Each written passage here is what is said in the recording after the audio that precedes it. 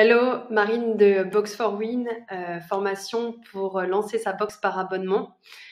Je vais vous partager dans cette vidéo 6 erreurs à éviter lorsqu'on est dans l'univers des box par abonnement.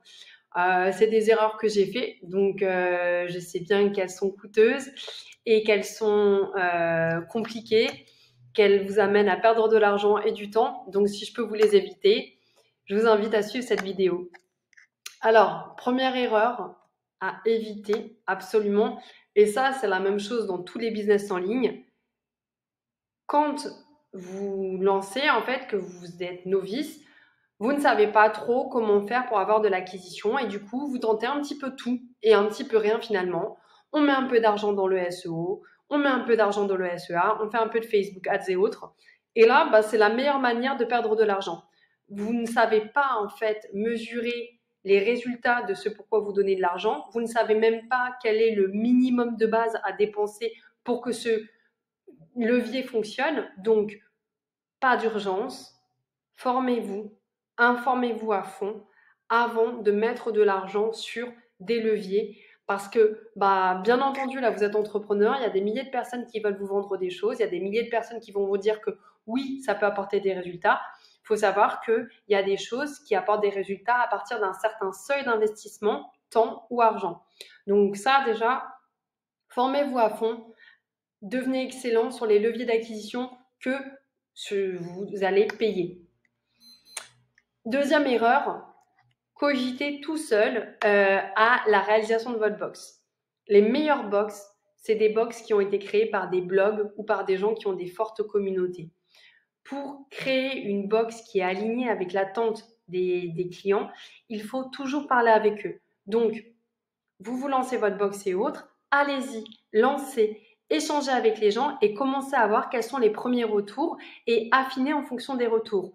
Mais vous ne pourrez pas apporter des résultats et des réponses quant à quoi mettre dans la box, choisir tel ou tel produit seul. Le mieux, c'est de co-construire votre box avec votre communauté. Donc, tergiversez pas seul et lancez-vous. Troisième erreur, c'est vous lancer avec un site internet moyen. C'est impossible en fait. Le site internet, il doit être irréprochable. Et d'ailleurs, en fait, il y a un aspect, il y a une page du site internet qui est souvent négligée, c'est la partie page paiement. Il y a beaucoup de personnes qui se lancent, qui font vachement attention au look de la page d'accueil, de la page s'abonner et autres. Le funnel qui amène jusqu'à la page de paiement, il est primordial.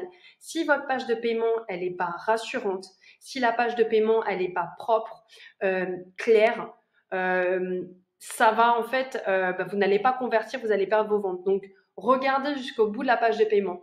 Par exemple, vous pouvez voir Sublime, les pages de paiement, elles sont magnifiques. C'est simple, c'est clair, c'est rassurant. Donc, partez vraiment, regardez cet aspect-là. La page s'abonner, il faut qu'on clique sur s'abonner, bam, on arrive dans une partie paiement rassurante. C'est hyper important.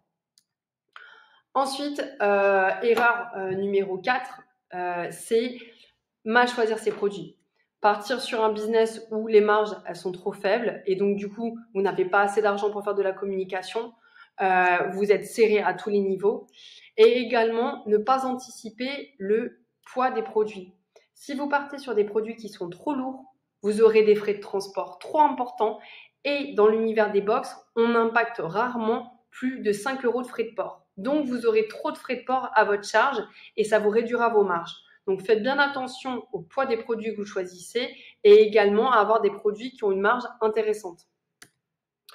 Aussi, erreur en fait faite, c'est de partir très rapidement sur le business de box mensuel. Je vous invite, si vous êtes salarié, si vous vous lancez, si vous avez plusieurs activités, si vous n'êtes pas à 100% dessus, à partir d'abord sur le business d'une box tous les 2 mois.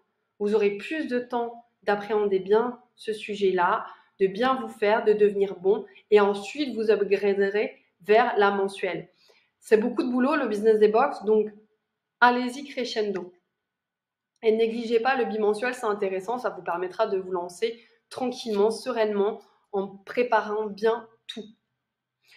Ensuite, point aussi hyper important, ne pas connaître la saisonnalité. Donc, on est quand même sur un business où il y a pas mal de saisonnalité, il y a des choses importantes à savoir.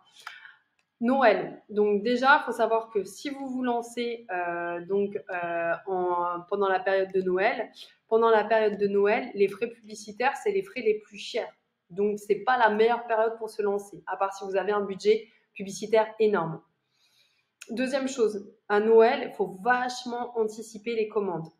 Les fournisseurs sont débordés, tout le monde est débordé. Aussi pour les cartons de vos box, tout le monde est débordé. Donc là, prenez-y-vous vraiment au moins 2 mois à l'avance pour commander et réserver les produits de votre box. Sinon, vous risquez d'être en retard. Ensuite, point hyper important, les soldes. Donc les soldes, encore une fois, c'est une période où les frais publicitaires sont super élevés. Et également, ce qu'il faut savoir, c'est que les livreurs, ils sont débordés. Donc, pendant les périodes de soldes, évitez les produits fragiles. Vos colis, ils vont être malmenés dans tous les sens. Les livreurs, ils vont les bazarder. Donc, il faut éviter de mettre des produits fragiles pendant les périodes de soldes. Absolument. Ou si vous devez le faire, emballage et surprotection. Autre période importante à savoir, l'été, c'est la période la plus basse, c'est la période la plus down. Personne ne s'engage dans des abonnements pendant les périodes d'été. Donc, il faut le savoir pour ne pas être surpris. Il y aura une baisse en fait de l'acquisition sur cette période-là. Il y aura aussi une augmentation des désabonnements. Donc, il faut absolument anticiper cette période-là en proposant aux personnes de mettre leur abonnement en pause pendant la période de l'été.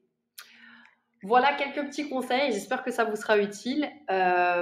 Bon courage dans le développement de votre business. N'hésitez pas à me partager vos questions et rejoignez le groupe Facebook. À bientôt.